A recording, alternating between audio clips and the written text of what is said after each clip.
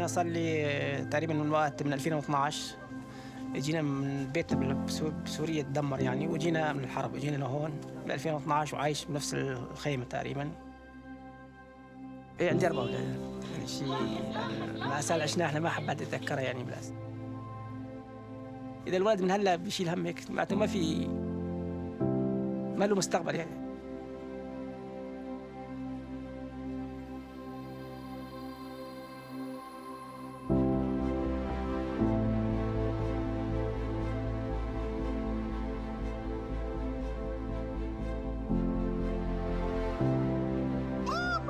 يلا شوف الكنز.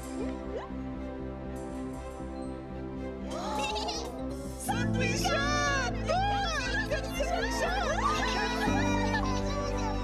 اثنين واحد.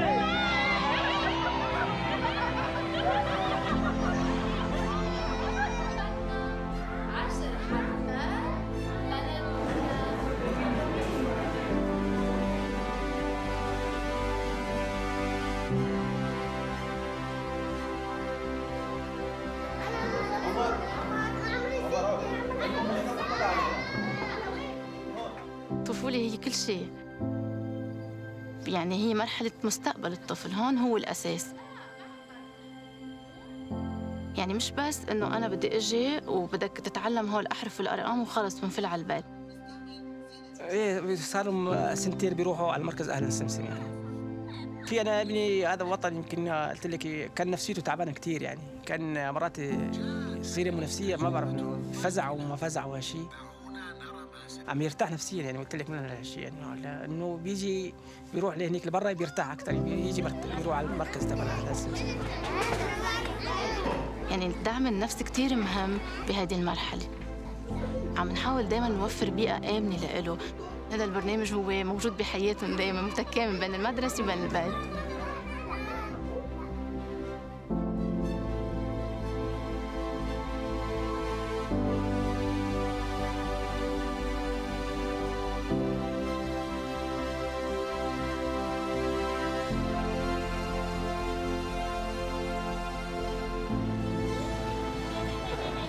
أولادي أهم شيء إنه أول شيء العلم، يعني أنا عشت بظروف صعبة يعني، أدور إنه حياة أفضل يعني.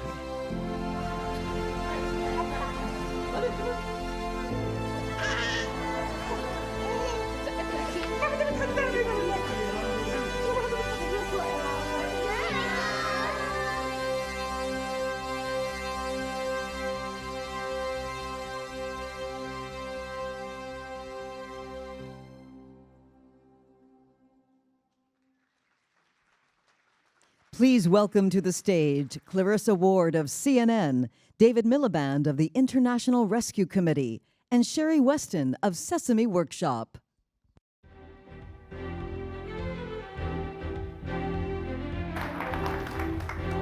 Right, these are low seats.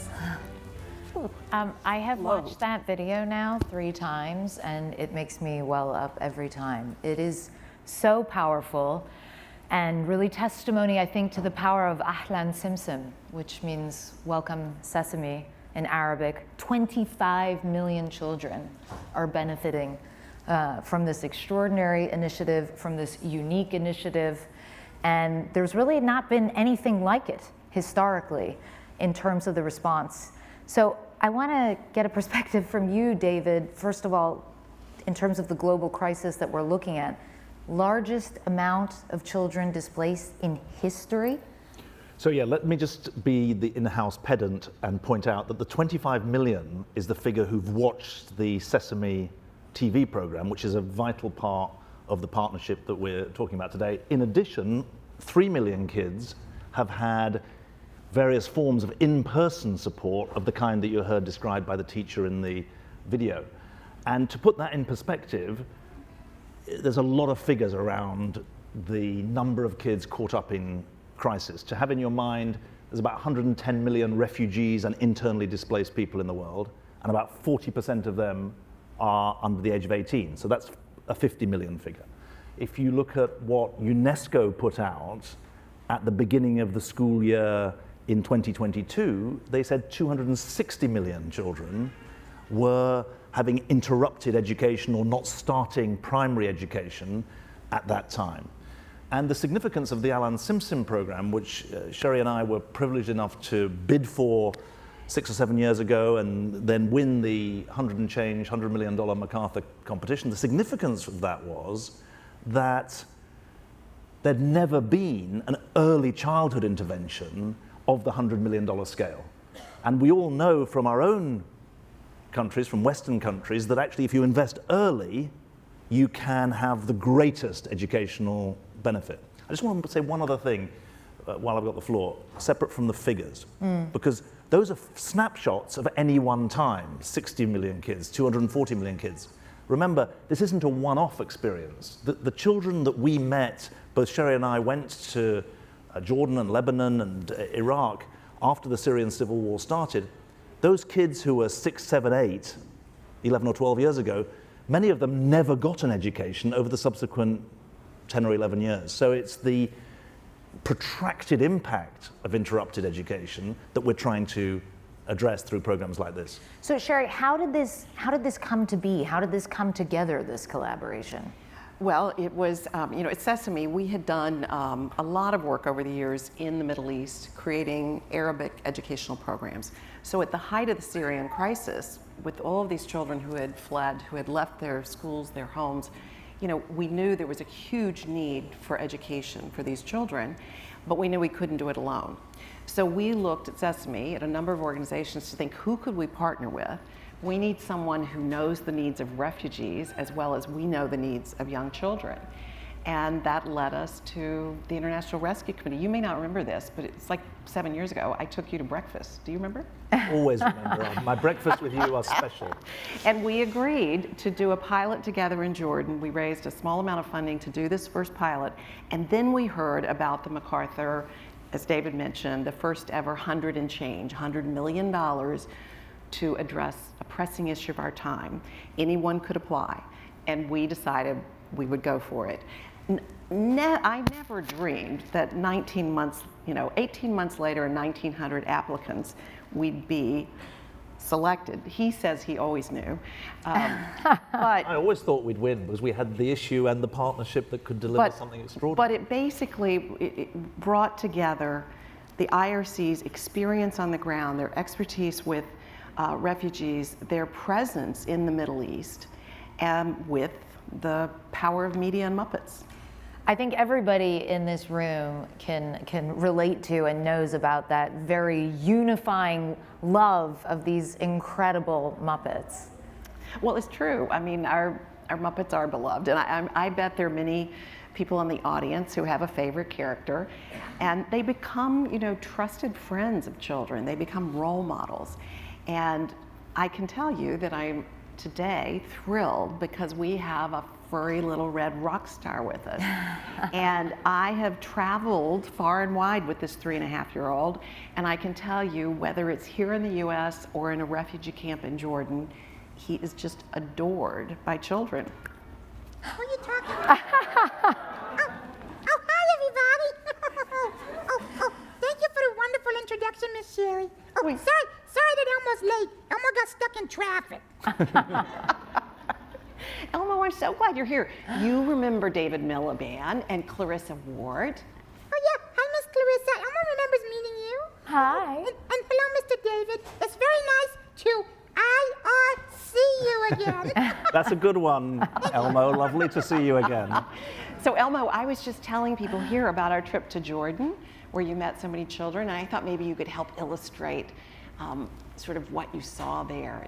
Some of the Sure, illustrate. Okay, Elmo loves to draw. You got any crayons or markers around here? Well, when I say, I'm sorry, I shouldn't. When I say illustrate, I mean sort of paint a picture with words. Oh, okay, well, sure. Elmo loves to travel and meet new friends. And one of Elmo's favorite trips is the time you went to Jordan. Remember, Miss Sherrie? I do. Yeah, Elmo's new friends in Jordan are just like Elmo's friends from Sesame Street. Yeah, we all like the same things, and we like to learn, go to school, and we really love to play.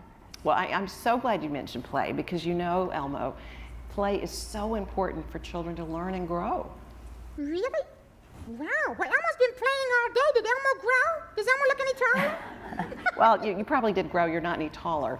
But play is also so important for children to overcome challenges. It really helps them. Yeah. You know, Elmo remembers when his new friends told him that they had to leave their homes because it wasn't safe anymore. And that made Elmo feel sad. Well, I know, a lot of your friends there have had to face a number of challenges, but that's why we're doing everything we can to help. And that's why Ahlan Simsim teaches them how to sort of identify their emotions and help manage those big feelings. Yeah, Elmo, I heard that you've been learning a lot about big feelings lately. Yeah, that's true, Miss Clarissa. Elmo is learning something called belly breathing, and it helps Elmo when he's got big feelings, like when Elmo's sad or angry or frustrated. So tell me what you do in those situations, Elmo. Well, belly breathing's really cool. So what you do is you put your hands on your belly like this. Come on, everybody out there, do it too. Put your hands on your belly and take a slow, deep breath in through your nose, like this, and breathe out through your mouth. Oh, and that's wow. belly breathing, and it helps Elmo feel better. That is really effective, Elmo. I am going to take that away and use it as a practice. Thank you for sharing it with us. Well, thank you for doing it, everybody. But Elmo has to get back to Sesame Street, so Elmo's got to go. And Elmo's going to do a lot of belly breathing to get through all this traffic. That's a good idea, Elmo. All right, Elmo, thank you so much for joining us. Thank you, Miss Sherrie. Bye, Mr. David. Bye, Miss Clarissa. Bye, Bye, everybody. Elmo.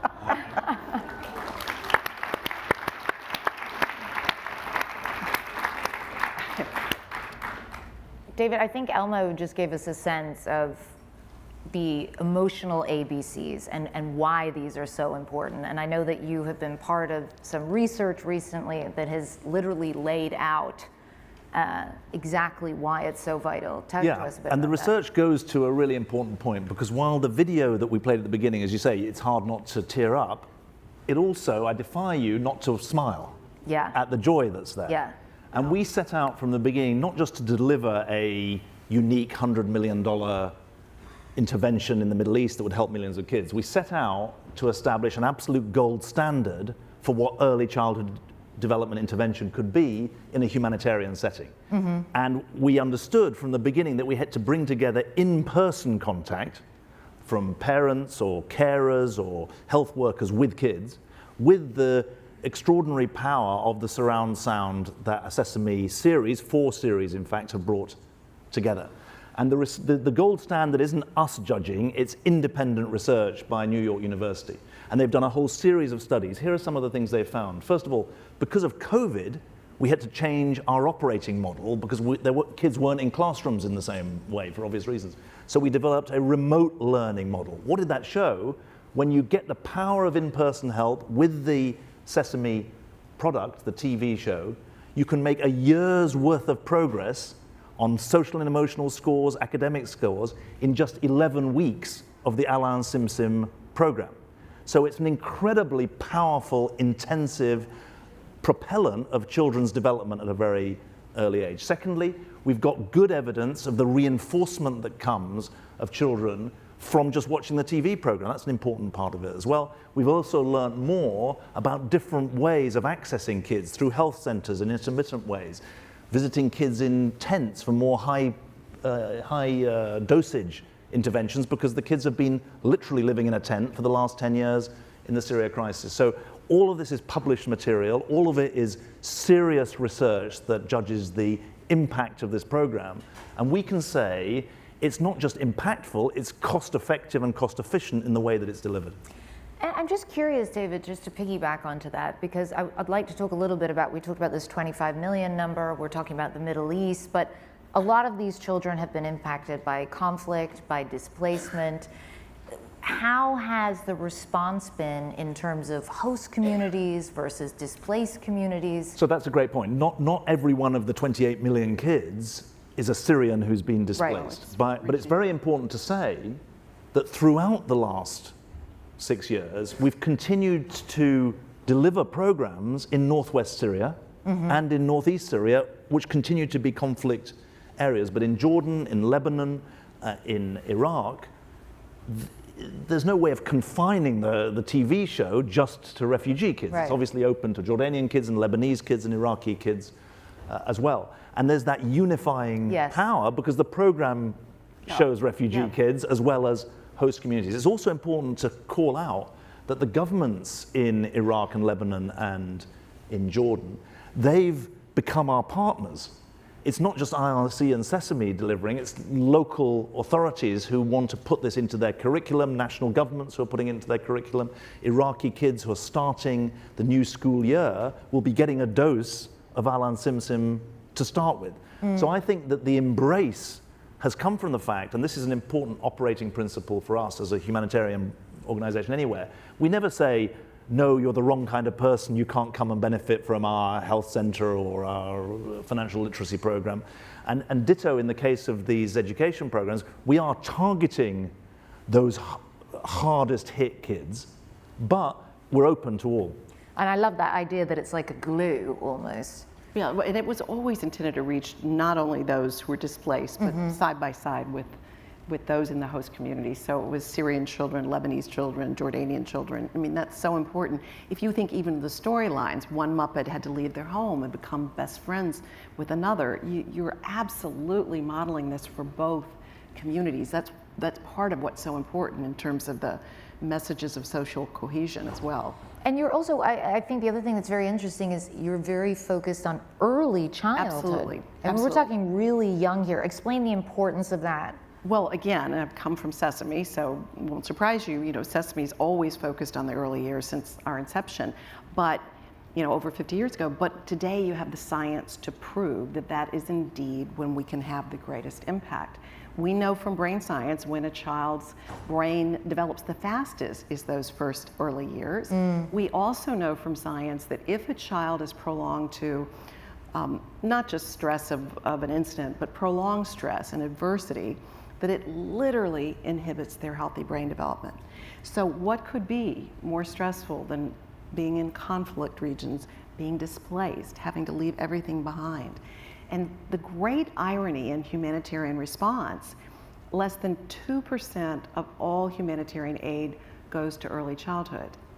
And yet we have all of this research that, I think of it as the great irony because those who have the most to lose because of the critical age when they're experiencing this, they also have the most to gain because we know from research, from proven programs, that when we reach them with quality early education, nurturing care, it can help mitigate and put them back on a path for success, and yet they receive the least. And to David's point too, yes, there is Ahlan Simsim reaching 25 million children throughout the Middle East on satellite. There's YouTube, but it's every means to reach children. The remote pre-K was using WhatsApp to get that content to those parents or caregivers, and then trained IRC people calling twice a week to walk through how to use that with their children. I think one of the reasons the results were so tremendous with the learning benefits in only 11 weeks equivalent, like literacy, numeracy to a full year, is because you were getting that critical engagement between adult, caregiver, and child with these great tools, with the Sesame, Ahlan Simsim content. And again, coming back to the early years, David mentioned we wanted this to be a gold standard, to be a model, to be replicated. And I have to give a shout out to the MacArthur Foundation. I know Cecilia Conrad is in the audience, who was a part of that first 100 and change. But MacArthur's vision called so much attention to this when we won, this tremendous need and void in reaching young children and the opportunity. So by us delivering, reaching more children than we set out to, proving the efficacy of the outcomes of having Ahlan Simsim in preschools, having remote preschools as well, we hope becomes a real catalyst to help transform humanitarian response wherever it may be, and to make reaching young children a part of humanitarian response the norm rather than the exception, because it's absolutely where we can have the greatest return on investment.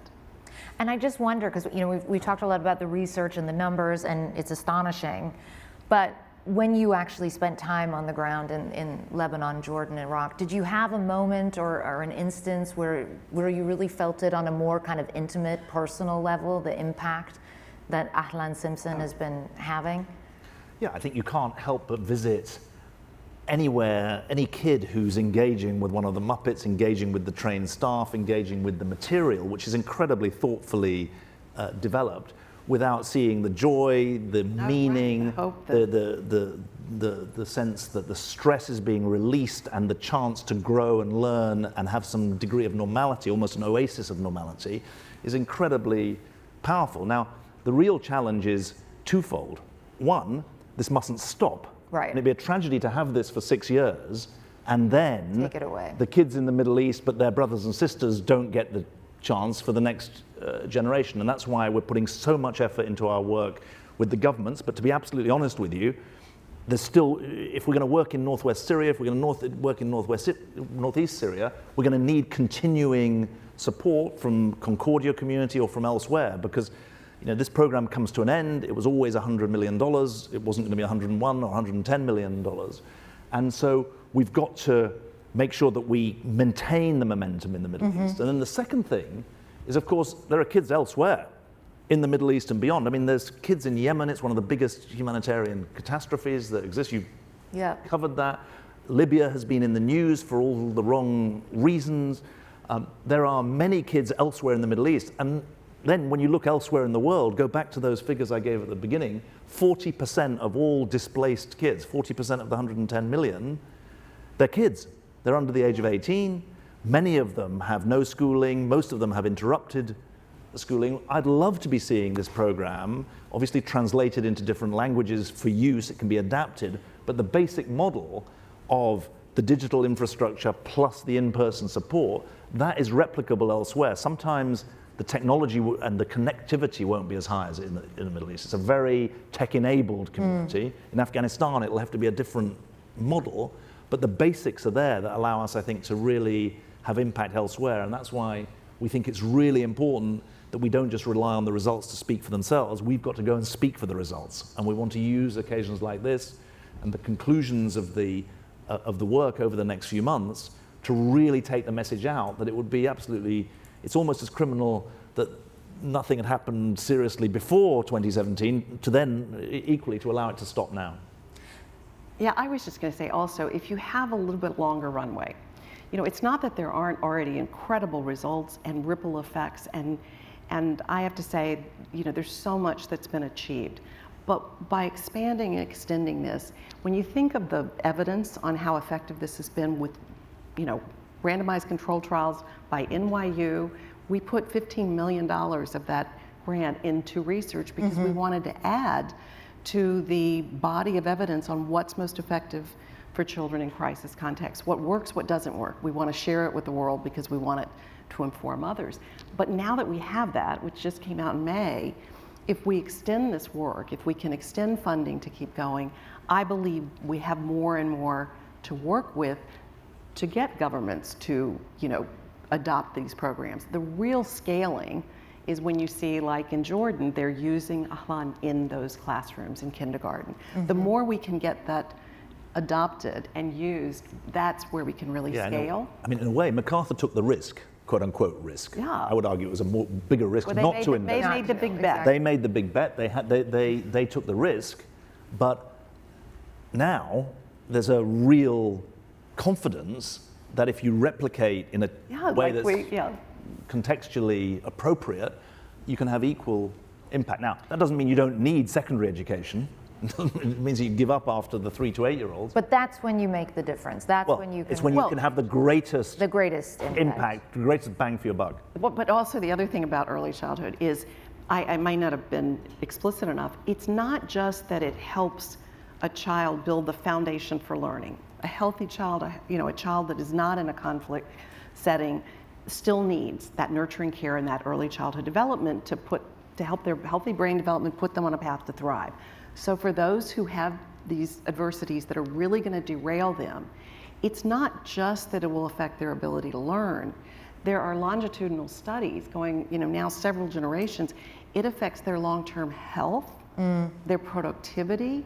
So an investment in reaching children in the early years is the most important investment for society as a whole. And if we're not giving them the skills that they'll need to thrive, how can they have the skills they need to rebuild their societies? And I think the key word there is investment, Yes. as opposed to a cost. I mean, we have a captive audience here, okay? So, in the last few minutes that we have, just take me through, what is the vision? What is the next chapter? Where do we go next? Well, I would say the vision should be that every child caught up in conflict has access to the kind of program that Ahlan Simsim has delivered to 28 million kids in the Middle East. Now, that's easy to say, but then the next level down, that means the Middle East. It means South Asia, so Afghanistan, obviously, kids from Myanmar who've been driven into Bangladesh. But it also means Latin America. You've got a lot of kids on the move in South America at the moment. So we're not short of crisis around the world. Here, for this part of the population, there is relief at hand if we set out with the right purpose and the right support to realize the vision. So that's the agenda that we've now got to take forward. It's not just IRC and just Sesame, but we're proud to have set the gold standard, if you like, to be the pioneers of this. And remember, the greatest cost is to all of us long term. This is what Sherrie was driving at, I think, which is that to neglect these kids is absolutely criminal, and that's not what we're just not willing to do that. I totally agree with everything you But said. And we are, I mean, this work has informed Bangladesh, East Africa, Latin America, Ukraine. We're taking what we've learned, we're replicating these models, which is so important. We know with climate crises, it's over 100 million today. That number is not going to go down in terms of children who need support and who will be displaced. But I would still start with the continuation of Ahlan, because I think this is having such ripple effects, and we are learning from it in order to inform how we can help children displaced wherever they may be.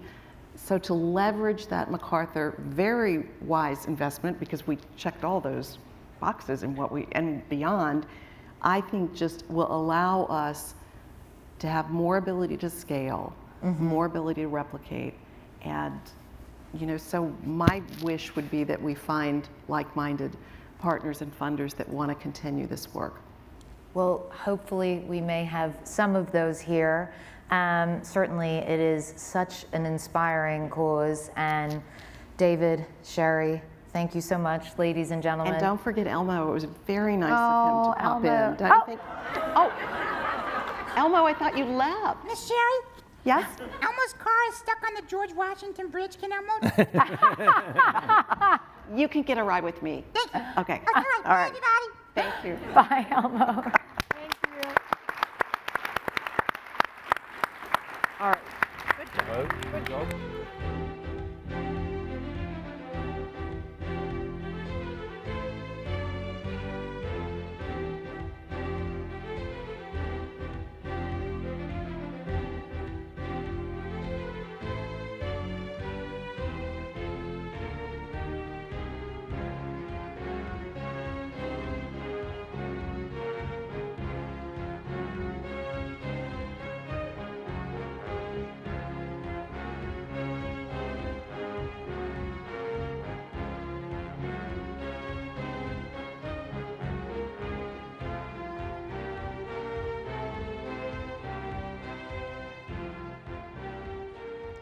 Ladies and gentlemen, please welcome Rodney Ferguson of Winrock International and Concordia.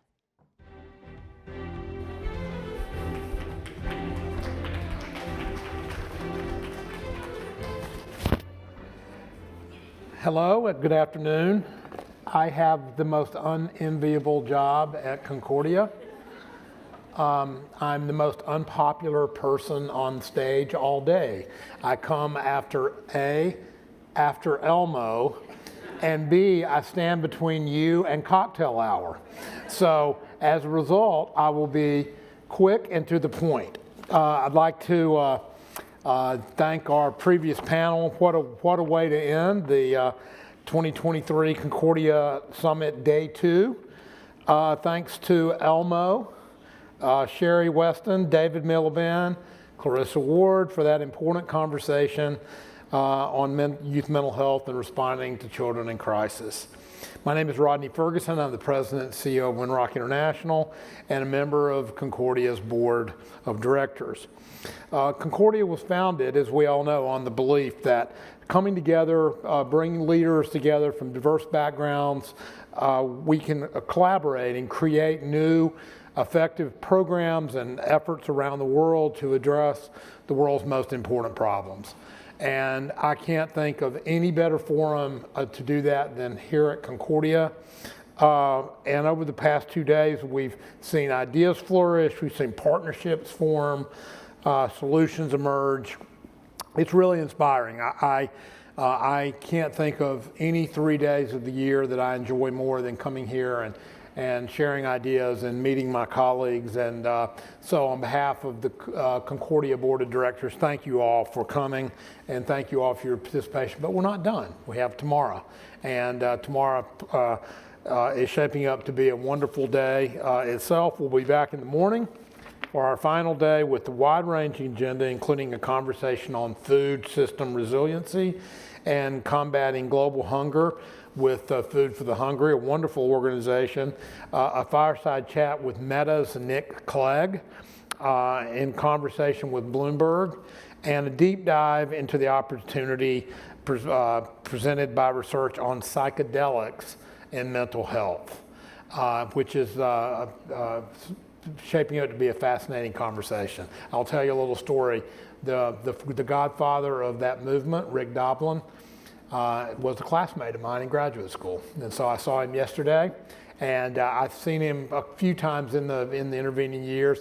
But to me, that it embodied the power of Concordia. You know, we were in classmates years ago, and back then Rick was a sort of a renegade, if you will. I mean, he was promoting the use of MDMA and psychedelics for PTSD and other medical uses. And as he himself described himself, he was really seen as sort of an outsider criminal. Today, he's on stages around the world, hailed by veterans as a hero. That's sort of Concordia, right? We bring together people and demonstrate the power of new ideas and sort of opening up vistas for people to think differently. I'll give a plug. If you're not part of Concordia's year-round membership program, please consider joining. Concordia is unique in its mission and approach, and it offers programming throughout the year. And we have an America Summit, which will be coming up in North Carolina. We have our Europe Summit, our Amazonas initiative. It's really a fulsome program set, and I strongly urge all of you to, if you're not already, to consider joining as permanent members of Concordia. I'd also like, just before we leave the stage, to say thank you to our sponsors. Obviously the Libra Group, which was the founding sponsor of Concordia, and principal programming sponsors Calamos Investments and Meta. Our lead programming sponsors, Merck, Siemens Healthineers, Microdose, Psychedelic Insights, and then our patron programming sponsors, APCO, AT&T, BHP, DP World, ExxonMobil, Horizon Therapeutics, Salesforce, TC Energy, Train Technologies, McDonald's, and Microsoft, and our travel sponsor, United, and then all of our other sponsors, which are too long. The list is too long to list, but they're included in materials and signage around the venue. So thanks to all of our sponsors. Thanks to you. Thanks to your organization. Thanks to your colleagues. Go forth and have a wonderful evening, and we will see you all back here tomorrow morning. So thank you all.